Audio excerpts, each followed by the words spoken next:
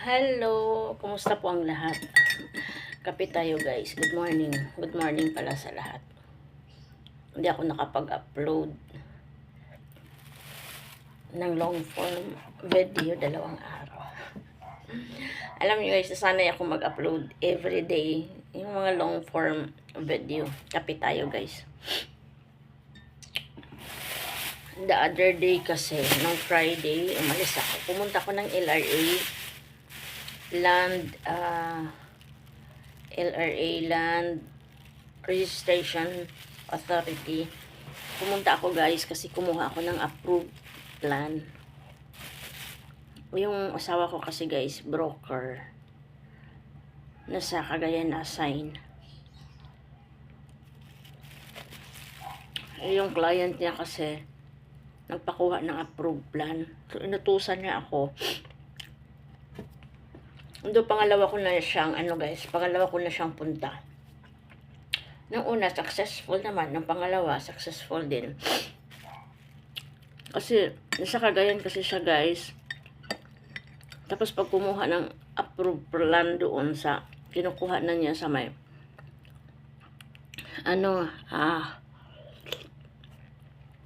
saan ba yun? Nawala tuloy ako sa isip. Hindi siya LRA. Wala atang LRA doon. Sa ibang niya kinukuha. Ang bayad doon guys is 3,500. Tapos, minsan ang client niya magre-reklamo. Yung magpa-process ng title guys. 3,500 ang bayad doon. Kaya sabi ng asawa ko, minsan wala doon, hindi makita sa system nila. Kaya sabi ng asawa ko, try mo daw sa Manilahan. Marunong ka ba? Kaya mo ba? Sabi ng asawa ko guys. Sabi ko ba naman, syempre kaya ko. Sabi ko nang ganun. Kaso lang, yung mga tanong kasi guys na hindi ko particular pagdating sa lupa, wala talaga akong kaalam-alam. Bobo talaga ako doon. Pero sabi ko naman sa kanya, i-assist mo ako. Tapos kung may kailangan lang naman na authorization letter from the owner sa lupa, tapos kung meron man lang title sa lupa, kung Xerox, pwede akong pumunta. Sabi ko, kaya ko yan kasi makulit talaga ako guys. As in, makulit talaga ako. Sabi ko sa asawa ko, kaya ko yan. Bakit kung magtanong ako, papatayin ba ako? Hindi naman ako papatayin kung magtanong ako. Yun ang sabi ko sa asawa ko. Sabi niya, sige, kaya mo ha. Sabi ko, kaya ko yan kung magtanong-tanong lang naman ako. Siyempre, kung hindi ko na naintindihan yung tanong nila, tatawag ako sa'yo. Kaya, kailangan online ka lagi kasi tawagan kita. Kaya nung first time punta ko guys, yung inutos ng asawa ko, hindi ko maintindihan. Kukunin ko, tapos nagkaroon ng kasi ini-insist ng asawa ko yung BIDAS 37, tapos approve plan, yung mga gano'n. Kaya sabi ko dun sa examiner, sir, pwede kayong mag-usap ng asawa ko, sir, kasi hindi ko kasi din maintindihan, sir, yung nakalagay siya sa authorization letter. Tapos pag kukuha ka doon sa sa LRA guys, meron silang form, ibigay ko anong kukunin. Doon sila magbe-base sa system nila. Sabi ko, sir, pwede ka usapin mo yung asawa ko kasi hindi ko kasi talaga naintindihan din yung kukunin ko. Ganun. First time ko talaga, sir. Ako din naman, why not magpa-pretend ako, 'di ba? Kasi gusto ko ring matuto para utusan ako ulit. Alam ko. Sabi ko, sir, hindi ko alam. Pinakausap ko siya. Nag-usap sila. So, in short, guys, nabigyan ako. And then, tumawa yung asawa ko. Sabi ko naman sa'yo, kaya ko. Basta kung kailangan ko lang na hindi ko na maintindihan, andyan ka mag-assess sa akin. Siyempre, hindi ko naman alam yung isasagot ko. Since trabaho ng asawa ko, alam na talaga niya.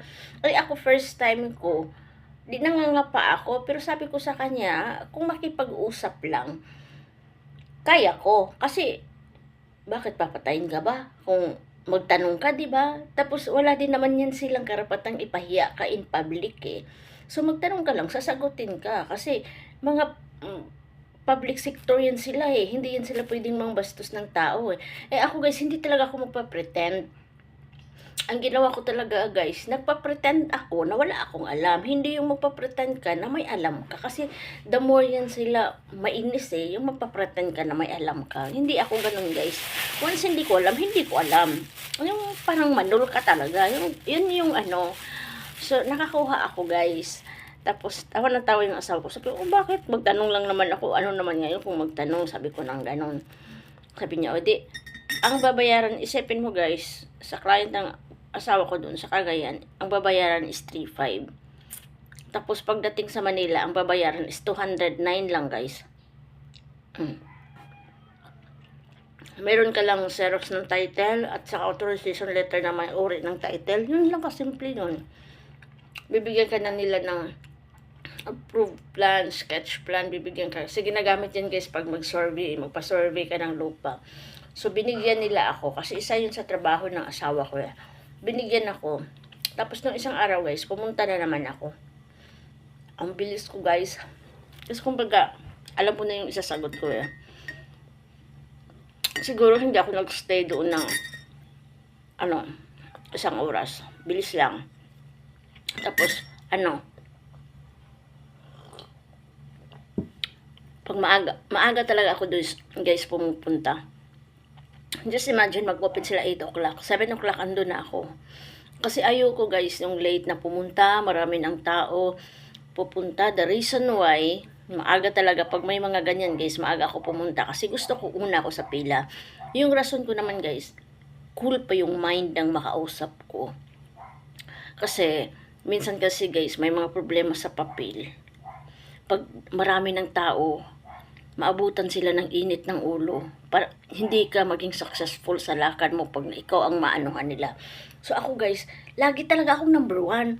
Ang kagandahan lang dito sa LRA, Land Registration Authority dito sa Quezon City guys, sa may Diliman banda. Ang kagandahan, unahan ng Diliman, ang kagandahan lang guys, pag pumunta ka doon guys, ang daming tao. Ang iba guys, magdala pa yan ng backpack. Kasi ano yun guys yung sa mga lupa, yung iba galing pa ng probinsya, Quezon Province, ganun sa guys. So dumadating sila guys, minsan madaling araw pa, yun ando na sila. May mga dalang bag yan. Ang kagandahan doon guys, sa LRA, pati mga guard doon, very accommodating yung mga tao doon. Dumating ako, minsan guys, 6:45 o'clock, pinapapasok na. Sabi ko, wala, madilim pa ata doon, sabi ko nang ganun. Wala pa namang 8 o'clock, pinapapasok na ako ng guard. May gate naman sila sa labas, may shades naman doon kung if ever maulan yung ganun. Pasok ka doon ma'am, doon. Pagpasok ko doon guys, may mga tao na kasi iba yung kasi kukuha ka ng yung sa title, sa approved plan, sketch plan, BIDAS 37, iba-iba siyang guys. Same department pa, pero may window. So, madali lang. Ang guard doon, guys, very accommodating. Wala pang 7 o'clock, guys, papasukin na kayo doon sa waiting area. Maglista lang. Lista lang yung name para pagdating ng 8 o'clock, sabay nang pumasok. Tapos, meron talaga silang waiting area, guys, sa loob na naka-aircon. Naka-aircon, yun ang gusto ko doon. Sila ISO. Siguro gano'n na. Kasi mostly, di ba guys, sa mga public sector na mga ganyan, naka-ISO sila. So, ang ganda, may libre silang kape. May pakape sila. Tapos, yung waiting area nila guys, aircon na. Tapos, 8 o'clock sila mag-open. Doon ka na maghintay. Tapos, sabihin nila, malayo pa ang time. Yung ibang malayo pa. Mag-almusal muna. Ganon sila guys. Sabi ko, maganda kasi yung guard very accommodating. Yung hindi ka ba na maghintay ng ganun, katagal. Kaya at least paano. Ako guys, natuto ako 2 beses na ako nakapunta doon. Saglit lang ako, sabi ng asawa ko, nasa LRA ka na, sabi ko. Nasa nasa releasing na ako. Sabi niya, ang bilis hindi ka tumawag. Sabi ko, kung kaya ko lang naman magtanong kung ano yung tinatanong niya. Sabi ko sa asawa ko, kaya mo ba? Sabi ko, kaya ko yan. Basta lang, in a nice way, magtanong sa akin kung kaya ko din sagutin. Kasi pag hindi ko naman kaya sagutin, siyempre tatawag ako sa asawa ko. Ang inisip kasi ng asawa ko, baka mahiya ako. Sabi ko, ba't ako mahihiya? Ba't ako matakot? Hindi naman ako patayin. Magtanong lang naman ako kung hindi ko alam. Kasi ako guys, hindi ako pretender na tao na alam ko to, alam ko to. When it comes to work, guys, dati nagtrabaho ako. Level up ako kasi pagdating sa trabaho, guys, pretender ako na, alam mo ba yung, maano kasi ako, guys, mahilig mag-research, magbasa-basa. So, pretender ako pagdating dyan. Pero when it comes to kailangan kong mga ganyan, guys, hindi. Talagang magpa-pretend ka na wala kang alam para matuto ka. Kasi, nag-online selling ako, guys, sa hindi pa uso na ang Shopee, ang TikTok, ang Lazada ang pinakamalakas before. Ang TikTok kasi lumakas ng pandemic, no? Tapos, online seller ako, guys. Nagtaka ako, sabi ko, ano kaya tong mga makita mo kasi sa Divisoria, guys, drop-off Lazada. Sabi ko, ano kaya yung drop-off na Lazada? Ako kasi, guys, nagsiship ako Mindanao kahit saan. Pero payment first policy naman talaga. Yung mga online seller dati, guys, di ba ganun talaga, payment first policy naman talaga before. Pero ako kasi, guys, pag once sa Mindanao, sa Lanao del Norte, sa kapatid ko, guys, may kapatid kasi ako sa munisipyo, hindi ako nagpi-payment first doon. Kasi nga, mostly kilala ng kapatid ko, tapos taga doon lang din ako. Kilala na rin ako, kumbaga, hinahatid muna ng kapatid ko yung items bago bayaran. Or else, kinukuha nila sa munisipyo yung items kasi kilala na din yung kapatid ko. Tapos yung kapatid ko, guys, binibigyan ko na parang pinakasahod na niya. So, pag may customer ako na malalayo, yun yung mga payment first. Makita ko kayo sa Divisoria, marami doong Lazada drop-off. Tapos, kanya-kanya doon, guys. Kasi ako sa GRS, ako GNT, ako nagsiship, no? Kanya-kanya yung mga iba, guys, nagbabalo. Tapos, minsan nagtatanong ako, meron na silang mga waybill. Sabi ko, ate, ano yung Lazadang ginagawa nyo? Sabi niya, oo, kasi nakikita ko sa waybill. Sabi niya, Lazada. Sabi ko, nag-reseller ka ng Lazada. Tingnan naman. Oo, sabi ko, ay, gano'n. Ako kasi, lang ako sa online, online selling lang, kumbaga yung mga, hindi Lazada lang gano'n. Sabi ko, malakas ka ng malakas siguro yung Lazada mo, Tino, kasi ang dami mo ng mga waybill. Sabi niya, oo, matagal na ako dito. Sabi ko, yun ba yung yung sa drop-off? Sabi niya, oo, doon kami nagda-drop-off, Tapos ako, may idea ako sa online selling, pero wala akong idea sa Shopee, mga ganyan. Sabi niya, oo, merong Sabi, nagpa-pretend ako na wala naman akong alam. Wala talaga akong alam. Alam ko Lazada, pero wala akong alam paano pumasok sa Lazada as seller. Tinuruan niya ako, dito ka pumasok, ng ganyan, ganyan. Doon ako nakakuha ng idea. Tapos sabi ko, ay ganun ba? Paano yung item, Sabi niya, parang nag-online lang tayo, bibili tayo. Not all Lazada seller, guys, is may sarili talagang items. Kasi ako, guys, Lazada seller ako, nasubukan ko talaga yan. Ginaya ko lang yung mga nakikita ko. Yung mga iba kong kakilala doon, guys, doon namimili ng items sa Divisoria. Siyempre, ako malapit naman ako din sa Divisoria, Doon kami, guys, namimili ng items sa Divisoria. Ida-drop off namin sa Lazada. Doon. So, ang ginawa ko, guys, wala naman akong printer dati dyan. Sabi ko, saan ka nagpa-print? Sabi niya, dyan ka magpa-print ng waybill. Alam na nila yung Lazada. Sabihin mo lang, Lazada waybill. Doon ka magpa-print, tinuruan ako. Pumasok ako, guys, as seller ng Lazada. Tapos, doon ako nag-drop off ng items. Yun yung dagdag ko kabuhayan before, guys. Pero yung shipment ko, guys, sa online ko, aside from Lazada, ang lakas before. Bago mag-pandemic at saka yung pandemic time, guys, ang lakas. Ngayon, guys, napasok ko yung Lazada. And then, nagkataon na nagka-problema kami sa financial dahil nagkasakit yung biyanan ko. Nagka-problema sa company. So, hindi na ako masyadong nag-divisoria. Stop ko yung online selling, guys, kasi nga, kulang na ako sa puhunan. And aside from that, yung likod ko, guys, yung dito sa, ano man, parang sa spinal cord, sumasakit. Dati, guys, nag-divisoria ako. Halos 4 to 5 times a week. Nag-ship ako, guys. Yung suki ko, guys, sa GRS, sa 168 na mall, sa 3rd floor. Minsan, guys, masira yung elevator doon. Sa hagdanan, pa 3rd floor. Nagbitbit ako, guys. 8 to 10 kilos. 3 times ako magbalik-balik sa 3rd floor. Ug masira yung elevator, guys, maglakad ako yung sa hagdan. Hila ako ng cart. May cart ako, guys, hila ko. Bigat.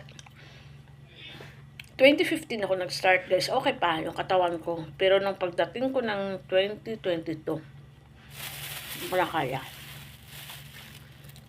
Sumakit yung likod ko, guys. Sobrang sakit na pag-uwi ko. Parang lanta na talaga ako, guys. Para ako mamatay. So, ang ginawa ko, na-stop siya, guys. Totally na-stop. Na-stop ko talaga. Pati yung alahas ko sa umpin, guys, na ang lalaki ng ano ko, na-stop ko. Kasi naman mamatay ako una. Tapos, sa finances din, nagka-problema. So, parang sumabay siya. Parang nawala na ako ng gana. And then, ang ginawa ko, guys, sa Lazada sana. Kaso, ang problema sa Lazada, guys, kailangan ko mag-stock ng items since di na ako pumupunta ng Divisoria. Sa Lazada ko, guys, lahat ng items, pwede kong i-post. Kung lagi akong pumupunta ng Divisoria kasi sinasabay ko lang yung Lazada ko tapos doon na ako mag-drop off.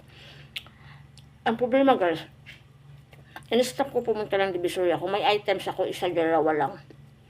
Hindi ko pwedeng kukunin yan sa Divisoria kasi yung pamasahe ko balikan. Alkansi ako. So, ang nangyari sa Lazada ko, guys, laging cancel yung mga customers ko. Maganda na sana kasi yung time sa Divisoria ko ako mag-drop off, meron na kami ditong drop off sa Montalban. Pumunta na ako ng bayan. Tinatry ko pa rin, guys, pumunta ako ng bayan. And then hanggang pwede na yung pick up sa bahay. Pinipick up na sana nila sa bahay, guys. Doon ako nagka-problema ng pinipick up nila sa bahay. Tapos wala akong stock na items. Tapos mahirap din mag-stock ng items pag hindi siya fast-moving items. Kaya, laging cancelled yung items ko. Laging cancelled ang items ko. And then, may one time pa, guys, na yung nag-update na si Lazada na ang kailangan ang mga seller mag-submit ng BIR. Hindi ako nakapag-submit noon, guys, kasi inisip ko, hindi naman ganun kalakas. Tapos, gagastos din ako ng malaki. So, ako ang malulugi. Tapos, pag naka-BIR ka, lagi mo nang i-update, diba, ganun. So, hindi ako nakapag-update nun, guys. Binigyan ako ng deadline ng Lazada. Actually, meron pa akong claimable doon sa Lazada ng mga 2,000 plus. Binablock yung ko. Naka-block yung Lazada ko. And then ngayon, guys, pumasok ako as affiliate sa Shopee at saka TikTok. Hindi ka naman nila i-required ng BIR. Pero gusto ko sanang buhayin yung Lazada ko kasi pag once meron akong BIR sa Lazada, pwede akong mag-seller ulit sa Lazada kasi naka-block lang naman. And then, at the same time, pwede akong mag-seller sa TikTok at saka sa Shopee kasi affiliate lang ako dun eh. So, pwede ko nang pasukin yun. Kaso lang, pag i-file ko yan, kailangan ko pa ng yung nakilala ko kasi, guys, sabi nila siguro more or less mga 5,000. Since ngayon ang priority ko, guys, enrollment ng anak ko, so yun muna ang inuna ko after this siguro kasi meron akong mga pina-priority. After this siguro yun na yung isusunod ko. Ang dami kong gamot, guys. So, gamot sa mga, alam nyo ba, ngayong panahon na to, noong unang panahon, guys, tinatanong tayo kung ilan na ang ilang taon ka na, Dati no, sasagutin mo pa secret, di ba? Hindi sinasabi yung edad, secret na lang daw kasi tatanda agad. Pero at this moment, pag tinatanong ka guys, wala ka pa nga senior, sasagot ka na, senior na, proud to be senior na. Kasi alam nyo bakit guys? Ang hirap ng buhay ngayon, no? Minsan hindi maabot na ng senior, wala na, tigok na guys yan. Proud na ngayon na wala pang senior, sasabihin ng senior essence, marami din benefits ng senior. Hindi na mag-secret. Ito guys, gamot ko guys, supply to sa high blood ko, amlodipine at saka losartan. Tag 3 months to siya guys. Actually kasi guys, bigay lang to ng kapatid ko. Kasi yung kapatid ko guys, nasa mental hospital nagtrabaho. Tapos meron silang ano guys, parang benefits guys na pwede silang mag-request ng gamot pag family member, parang ganun. Kaya ako, wala akong problema guys sa gamot, basta mga ganito, pag once available lang sa malasakit, sa mental, walang problema, nabibigyan nila ako. Tapos, the rest, kasi nire-request lang nila guys, basta family member, pero ang alam ko may limit kung ilang request lang. Tapos, ito naman guys, kinuha ko sa kapatid ko kahapon kasi, sa mama ko to guys. Ayan. Sa mama ko. 15 piraso. Isang box. 15 piraso.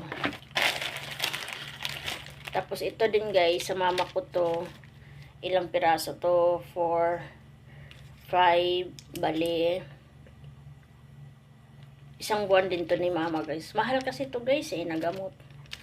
Ayan. Hingi ng manang ko. Kasi, yung manang ko tagahingi ng gamot, ako ang tagapadala sa GMT guys. Kasi yung GMT na branch dito banda sa amin, kilala ko yung may-ari. Tapos hindi siya stricto. Kasi yung iba kasi guys, stricto pag once gamot ang ipadala. Mas lalo na din sa LBC at saka sa GRS. Maghingi pa sila ng resibo, yung ganyan. Ito yung, syempre makatanda na yung magulang natin. Ito yung contribution ng manang ko. Siya ang maghingi ng gamot, yung mga kapatid ko doon nagpa-check up. And then, ang contribution ko naman guys, ako magbayad ng GNT. Ganun lang kami. At least kahit pa paano nakalibre ng gamot ba? Kasi mahal din naman ang gamot guys. Kung doon lang. Kung maraming gamot. Actually, padala ko na to sana ngayon guys. Kaso lang, nagsabi yung kapatid ko kahapon, kinuha ko sa bahay nila, na wag daw muna. Kasi, may gamot pa ata si Papa na kailangan i-request muna. Kasi ang alam ko guys, parang yung kapatid kong babae, parang 4 lang allowed sa kanila na resibo na pwedeng i-request ng gamot. So, parang siguro na-request na ng manang ko kasi 4 na to 4 na gamot. Na-request na ng manang ko. Yung asawa niya guys, pareho sila na sa mental hospital. Yung asawa niya guys, ang sabi kahapon na mag-i-request daw yung gamot ni Papa, baka hindi pa niya nagamit yung 4 niya. Monthly yan guys, meron silang 4 na pwedeng i-request ata.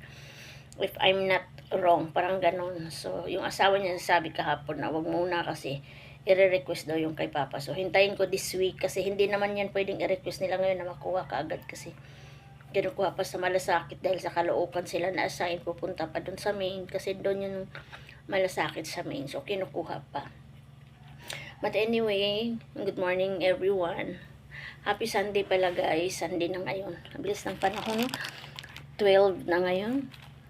Tapos August na naman next month. Exam day na ng mga anak. Diyos ko dahil ang daming no? But anyway, that is part of our life. So, hindi pa po nakapag-subscribe, please po, subscribe naman po. Help nyo na lang po sa akin. Thank you po. Happy morning. Happy Sunday.